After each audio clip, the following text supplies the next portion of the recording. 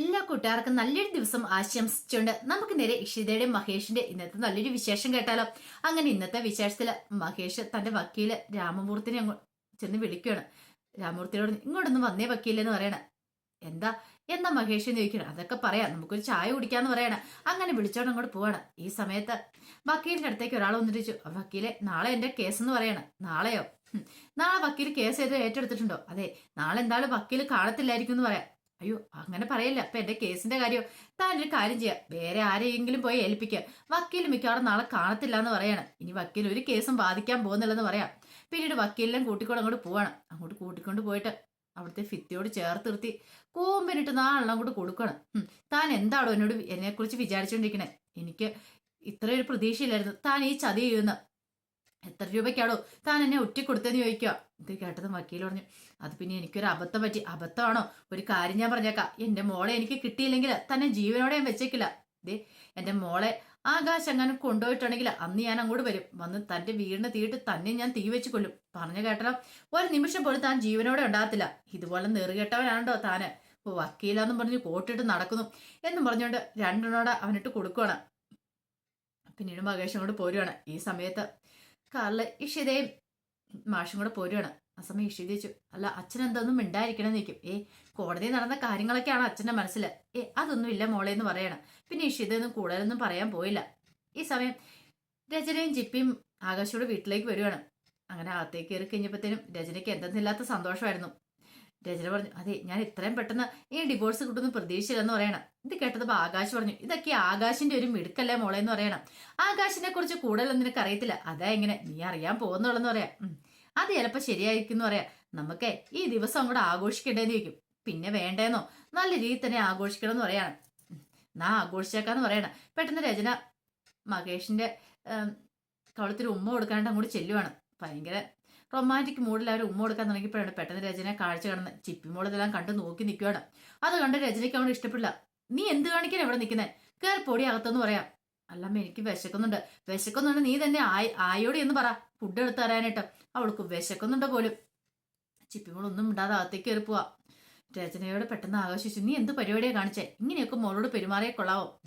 അടുത്ത സിറ്റിങ്ങിന്റെ സമയത്ത് കോടതി അവളോട് ചിലപ്പോൾ അഭിപ്രായം ചോദിക്കും. ആ സമയത്ത് നമുക്കെതിരായിട്ട് അവളെ ഒരു കാരണവശാലും പറഞ്ഞുകൂടാ, അറിയാലോ.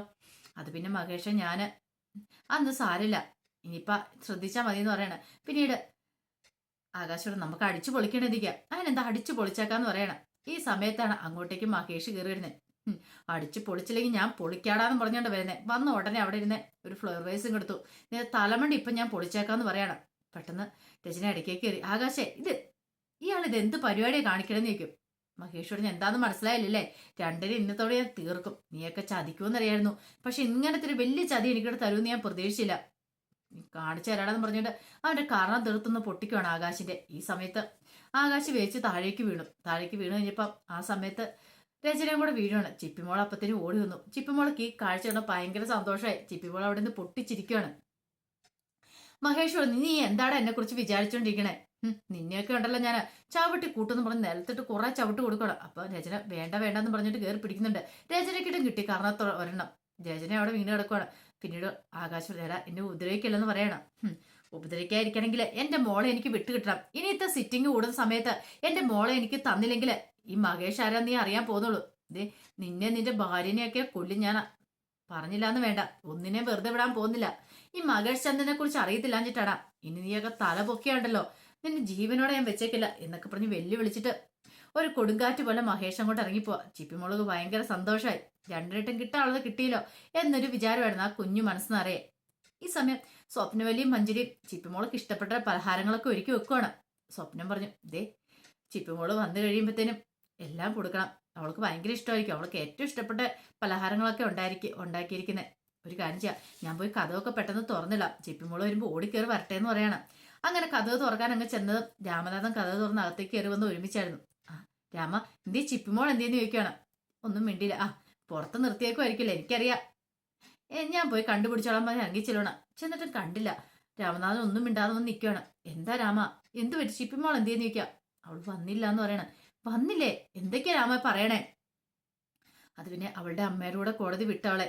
ഇനി കുറച്ച് ദിവസം കഴിഞ്ഞിട്ട് ഒരു സിറ്റിംഗ് കൂടെ ഉണ്ട്, അന്നോ കോടതി വിധി വരത്തോളം എന്ന് പറയണം. ഇത് കേട്ട സ്വപ്നവല്ലി പൊട്ടിക്കരഞ്ഞു. എന്റെ ഭഗവാനെ, എന്തൊക്കെയാ ഞാൻ ഈ കേൾക്കണേ? എന്റെ മോളില്ലാതെ എനിക്ക് പറ്റില്ല എന്ന് പറയണം. മഞ്ജരി പറഞ്ഞു, അമ്മയെ വിഷമിക്കില്ല, അമ്മ സങ്കടപ്പെടല്ലേ എന്നൊക്കെ പറയണം. അങ്ങനെ ആശ്വസിപ്പിക്കണം. ആ സമയത്താണ് മഹേഷ് അങ്ങോട്ട് കയറി വരുന്നത്. മഹേഷിനെ കണ്ടു സ്വപ്നം പറഞ്ഞു, മോനെ, എന്റെ മോള് സാരമില്ലമ്മേ, ഉറപ്പായിട്ടും അവളെ നമുക്ക് കിട്ടുമെന്ന് പറയാണ്. എന്നാലും ആ രജനി ഇത്രയും വൃത്തിയായിട്ട് പരിപാടി ചെയ്യുന്ന ആരെങ്കിലും പ്രതീക്ഷിച്ച കാര്യമാണോ? എനിക്കെന്റെ മോളെ കാണാതിരിക്കാൻ പറ്റില്ല. എനിക്ക് അറിയത്തില്ല എന്ത് ചെയ്യണമെന്നുള്ളത്. ഇത് കേട്ട് ഞാൻ മഹേഷ് പറഞ്ഞു, അമ്മ സങ്കടപ്പെടണ്ട, ഉറപ്പായിട്ടും അവളെ ഞാൻ കൊണ്ടുവരുമേ. അമ്മ കുറച്ച് ദിവസം അവധിയും കൂടെ എനിക്ക് തരാൻ പറഞ്ഞിട്ട് മഹേഷ് മുറിയിലേക്ക് അവിടെ കയറിപ്പോണ്. എന്ത് ചെയ്യണമെന്ന് അറിയത്തില്ലാത്ത വല്ലാത്തൊരവസ്ഥയായിപ്പോയി സ്വപ്നവല്ലിക്കും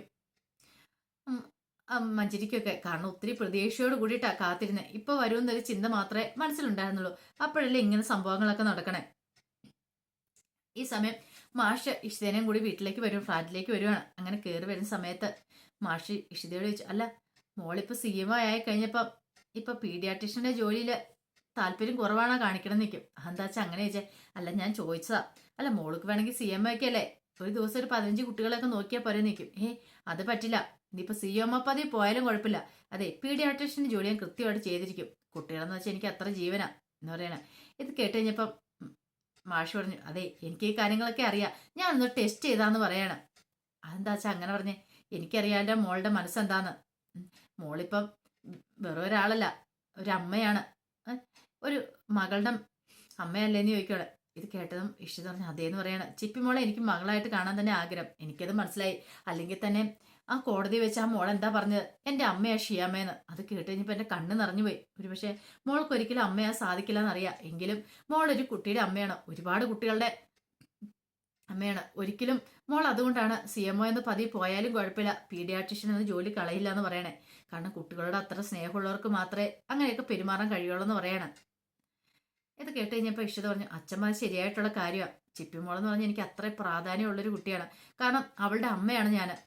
എനിക്ക് അവളെക്കുറിച്ചുള്ള വേവലാതികളുണ്ട്, വിഷമങ്ങളുണ്ട്, അവളെ കാണാതിരിക്കുമ്പോൾ മനസ്സിലുള്ള ടെൻഷനുണ്ട്. ഇതെങ്ങനെ എങ്ങനെയാണെന്നും എനിക്ക് അറിയത്ത് പോലില്ല അച്ഛാന്ന് പറയണം. എനിക്കറിയാം നിന്റെ മനസ്സ് എനിക്ക് വായിച്ചെടുക്കാൻ പറ്റും, ആർക്ക് മനസ്സിലായില്ലെങ്കിലും എനിക്ക് മനസ്സിലാവുമെന്ന് പറയണം. പിന്നീട് അവരകത്തേക്ക് കയറി പോവാം.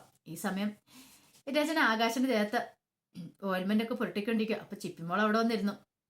ചിപ്പിമോളുടെ കയ്യിലൊരു പപ്പിക്കുട്ടിയുണ്ട്. പെട്ടെന്ന് ചിപ്പിമോൾ പറഞ്ഞു, അതെ പപ്പിക്കുട്ടി, നിനക്ക് വേദന എടുക്കുന്നുണ്ടോ? അന്ന് ഞാൻ ഈ ഓയിൽമെന്റ് പുരട്ടി തരാട്ടോ. നീ എന്തിനാ അടി ഉണ്ടാക്കാൻ പോയത്? വേണ്ടാത്ത ചെയ്തോണ്ടല്ലേ അടി കിട്ടിയത് നിനക്കട്ടെ. ഇത് ഇത് ആകാശിന് മനസ്സിലായി, ആകാശിനുള്ള പണിയാന്ന്. ഇത് കേട്ടുകഴിഞ്ഞപ്പത്തിന് ആകാശ് രചനയോട്, നിന്റെ മോള് പറയുന്ന കേട്ടോന്ന് പറയണ. ഇത് കേട്ടപ്പം രചന പറഞ്ഞു, ചിപ്പിമോളെ നീ ഒന്നും മിണ്ടായിരിക്കുന്നുണ്ടോ എന്ന് ചോദിക്കും. പിന്നീട് ആകാശിന്റെ ദേഹത്ത് വീണ്ടും ഓയിൽമെന്റ് പുരട്ടുവാണ്. ആ സമയത്ത് ആകാശം അയ്യോ അയ്യോ എന്ന് പറഞ്ഞ് കരയാണ്. നീ എന്തിനാ ചിപ്പു കിടന്ന് കരയണേ? കരയല്ലേ, കരഞ്ഞിട്ടുണ്ടെങ്കിൽ വേദന പോവോ? വേദന പോകത്തൊന്നും ഇല്ലാന്ന് പറയണം. കാരണം ചിപ്പിമോള് ഓരോന്നിങ്ങനെ പറഞ്ഞുകൊണ്ടിരിക്കുകയാണ്. ചിപ്പിമോൾക്ക് ഇത് കാണുമ്പോൾ ഒരു രസമാ തോന്നേ. തന്റെ അച്ഛന്റെ കൂടെ തന്നെ വിടാത്തന്റെ അവളൊരു ദേഷ്യം ചിപ്പിമോൾക്കുണ്ട്. അപ്പൊ അതവള അങ്ങനെയാ പ്രകടിപ്പിച്ചുകൊണ്ടിരിക്കണേ. ആകാശോട് ഞാൻ അവനെ വെറുതെ വിടാൻ പോകുന്നില്ല, എന്ത് ചെയ്യണമെന്ന് എനിക്കറിയാം. എന്റെ കർണത്ത് അവൻ കൈ വെച്ചിട്ടുണ്ടെങ്കിൽ അവനെ ഞാൻ ഒടിച്ചു മടക്കി കൂട്ടുമെന്ന് പറയണം. ഇത് കേട്ട് ഞാൻ രചന പറഞ്ഞു, ദേ ആകാശ ഇപ്പൊ ഒരു പ്രശ്നത്തിനും പോകണ്ടെന്ന് പറയണം. അറിയാലോ, ചിപ്പിമോളുടെ കാര്യത്തിൽ നമുക്കൊരു തീരുമാനം ഉണ്ടാക്കണം, അതിന് ശേഷം മതിയെന്ന് പറയണം. അത് ശരിയാ, പക്ഷെ അവനുണ്ടല്ലോ, അവനെ ഒരിക്കലും ഞാൻ വെറുതെ വിടത്തില്ല. ഇത് കേട്ട് കഴിഞ്ഞപ്പം രചന, അല്ല ആകാശ് ഇത് ശരിയായിട്ടുള്ള കാര്യമാണോ? ചതിയല്ലേ ചെയ്തെന്ന് നിൽക്കും. എന്ത് ചതി? കുഞ്ഞിനെ കൊടുക്കാന്നും പറഞ്ഞോണ്ടല്ലേ ഡിവോഴ്സ് പേപ്പർ സൈൻ ചെയ്യിച്ചേ. ഓ അപ്പൊ ഇപ്പൊ ഞാൻ ചെയ്താ ചതി എന്നും പറഞ്ഞോണ്ട് ആകാശ് ചാടി എഴുന്നേക്കുവാണ്. അപ്പൊ നീ ആദ്യം ചതിച്ചതിന് കുഴപ്പമില്ല, നീ അല്ലേ ചതിച്ചത്. ഭർത്താവുള്ള സമയം കാമുകന്റെ കൂടെ പോയ ആള് നീയല്ലേ, കൂടെ പോയി കിടന്നേ. അപ്പൊ നീയല്ലേ ശരിക്കും ചതി ചെയ്തേ. എന്നിട്ട് നീ തന്നെ ഇത് എന്നോട് പറയണമെന്ന് പറയാ. അല്ല അത് പിന്നെ ആകാശം ഞാൻ കൂടുതലൊന്നും പറയണ്ടെന്ന് പറയാ. ചിപ്പിമോൾക്ക് ഇതെല്ലാം കണ്ട ഭയങ്കര സന്തോഷമായി. ചിപ്പിമോള് ചിരിച്ചപ്പത്തിനും ആകാശം കൊണ്ട് പാഞ്ഞു ചെല്ലുക. നീ എന്തിനടി ചിരിക്കണമെന്ന് ചോദിക്കേ. ഒന്നുമില്ല, ഞാൻ വെറുതെ ചിരിച്ചാന്ന് പറയും. നിനക്ക് ഇച്ചിരി ചിരി കൂടുന്നുണ്ടെന്ന് പറയാണ്. അപ്പോഴേക്കും ചിപ്പിമോൾക്കുള്ള ഫുഡൊക്കെ ആയിട്ട് അയമ്മ വന്നു. ചിപ്പിമോളോട് കഴിക്കാൻ പറയാണ്. ഈ സമയം ആകാശം അവരോട് പറഞ്ഞതേ, ഇനി ഇവൾക്ക് ദിവസം ഒരു നേരം ഫുഡ് കൊടുത്താൽ മതി, ഇവൾക്ക് 3 നേരം ഫുഡ് കൊടുക്കുന്ന അഹങ്കാരമായി കാണുന്നത്, ഒരു നേരം ഫുഡ് കൊടുത്താൽ മതി എന്ന് പറയണം. അത് കേട്ട് കഴിഞ്ഞപ്പത്തിന് ആയം പറഞ്ഞു, അതെങ്ങനെ ശരിയാവും, കുഞ്ഞു കൊച്ചല്ലേ, കുഞ്ഞു കൊച്ചാണോ വലിയ കൊച്ചാണോ ഞങ്ങൾ തീരുമാനിച്ചോളാം, നിങ്ങളോട് പറയുന്ന ജോലി നിങ്ങളങ്ങ് ചെയ്താൽ മതി എന്ന് പറയണം. ചിപ്പിമോളൊന്നും മിണ്ടിയില്ല. ചിപ്പിമോൾക്ക് നല്ല ചിരി വരുന്നുണ്ടായിരുന്നു. പിന്നീട് ആകാശ് വാ രചനയെന്ന് പറഞ്ഞ് കയ്യെ പിടിക്കുമ്പോഴത്തേനും ചിപ്പിമോൾ പറഞ്ഞു, ഈ അങ്കിളിന് മുഴുത്ത വട്ട എന്ന് പറയണം, അതുകൊണ്ട് അങ്കിൾ ഇങ്ങനെയൊക്കെ പറയണേന്ന്. ഇത് കേട്ടപ്പോൾ രചന പറഞ്ഞു, മോളെ ഇങ്ങനെയൊന്നും പറയില്ലെന്ന് പറഞ്ഞു. പിന്നെ ഞാൻ ഇങ്ങനെ തന്നെ പറയുമെന്ന് പറഞ്ഞുകൊണ്ട് ചിപ്പി മോള് ദേഷ്യത്തിരിക്കുകയാണ്. ആ സമയം ആയം പറഞ്ഞു, മോളെ ഇങ്ങനൊന്നും പറയരുത്, മോളുടെ അങ്കിളല്ലേന്ന് ചോദിക്കണം. എൻ്റെ അങ്കിളൊക്കെ തന്നെയാ, പക്ഷെ എനിക്ക് ഇഷ്ടമില്ല എന്ന് പറയാൻ ഇയാളെ. ഞാൻ എൻ്റെ അച്ഛൻ്റെ കൂടെ പോവുക തന്നെ ചെയ്യുമെന്ന് പറയാണ്. പിന്നീട് മാഷ് മുറിയിലേക്ക് വന്നു കഴിഞ്ഞപ്പോഴത്തേനും പ്രിയാമണി അവിടെ ഉണ്ടായിരുന്നു. അപ്പൊ പ്രിയാമണി ചെന്ത പറ്റി ഭാഷയെ മുഖത്തൊരു മ്ലാനത, ഒന്നുമില്ല എന്ന് പറയാണ്. ഡേ നിനക്കെന്താ പ്രിയാമണി നിൽക്കേ? ഒന്നുമില്ല. അല്ല പക്ഷേ ഇന്ന് പോയ കാര്യങ്ങളൊക്കെ എന്തായി? അത് പിന്നെ ചിപ്പമോളെ കിട്ടിയില്ല എന്നുള്ള കാര്യം ഞാൻ പറഞ്ഞല്ലോ, അതിന്റെ വിഷമത്തില പാവ ഇഷിത എന്ന് പറയണം. ഇതേ മാഷെ ഒരു കാര്യം ഞാൻ പറഞ്ഞേക്കാം, മനുഷ്യന്റെ കാര്യമാണ്, എപ്പോൾ ഏത് നേരത്തൊന്നും പറയാൻ പറ്റില്ല. ഇപ്പൊ തന്നെ ചിപ്പമോളുടെ കാര്യം കണ്ടോ, എത്ര പ്രതീക്ഷയോടുകൂടി അവർ വളർത്തിക്കൊണ്ട് വന്ന് ഒരു നിമിഷം കൊണ്ട് ചിപ്പമോളെ അവർക്ക് നഷ്ടമായില്ലേന്ന് ചോദിക്കാം. ഇതുപോലെ തന്നെയായിരിക്കും എൻ്റെ കാര്യമൊക്കെ. എപ്പോഴാ നമ്മൾ ഏത് സമയം മുകളിലേക്ക് പോകുന്നു പറയാൻ പറ്റില്ലെന്ന് പറയാം. ഇത് കേട്ട് കഴിഞ്ഞപ്പോൾ തന്നെ മാഷ് പറഞ്ഞു, അങ്ങനെ നീ പെട്ടെന്ന് പോകാൻ പോകുന്നില്ല, ഞാനോ പെട്ടെന്ന് മരിക്കത്തോളെന്ന് പറയാം. അങ്ങനെയല്ല, മിക്കവാറും ഞാനായിരിക്കും മരിക്കുന്നത്. ഞാൻ മരിച്ചു കഴിഞ്ഞിട്ടുണ്ടെങ്കിൽ മാഷെ ഒരു കാര്യം ഞാൻ പറഞ്ഞേക്കാം, മാഷ് ഇവിടെ ഇരുന്ന് അങ്ങനെ സന്തോഷിക്കേണ്ട, പെട്ടെന്ന് അങ്ങ് മുകളിലേക്ക് വന്നേക്കണം, അല്ലെങ്കിൽ നമുക്ക് രണ്ടും ഒരുമിച്ച് അങ്ങോട്ട് പോവാം. എന്നാൽ പിന്നെ നമുക്ക് അവിടെ മിണ്ടിയും പറഞ്ഞു ഇരിക്കാമല്ലോ എന്ന് പറയാണ്. ഇത് കേട്ടതിന് മാഷ് ഒരു ചിരിയിരിക്കുവാണ്. ആ സമയം ഇഷിത മുറിയിൽ എന്ത് ചെയ്യണമെന്ന് അറിയില്ല, ചിപ്പിമോളുടെ ഫോട്ടോയ്ക്ക് മുന്നിൽ നിൽക്കുകയാണ്. പിന്നീട് ആ ചിപ്പിമോളുടെ ഫോട്ടോയെ കൈവച്ച് കണ്ണ് നിറഞ്ഞൊഴുകാണ് ഇഷിതയ്ക്ക് സഹിക്കാൻ പറ്റുന്നില്ല. ചിപ്പിമോളെ കാണാൻ തന്നെ ഇഷിതയ്ക്ക് തോന്നുവാണ്. അപ്പൊ അതിന്റെ വിശേഷങ്ങളൊക്കെയാണ് കണ്ടത്. ഇതിന്റെ ബാക്കി വിശേഷങ്ങളുമായിട്ട് വൈകുന്നേരത്തെ പ്രമോയി വരാട്ടോ. ഒരിക്കൽ കൂടി എല്ലാവർക്കും നല്ലൊരു ദിവസം ആശംസിച്ചോണ്ട് നിർത്തുന്നു. നന്ദി.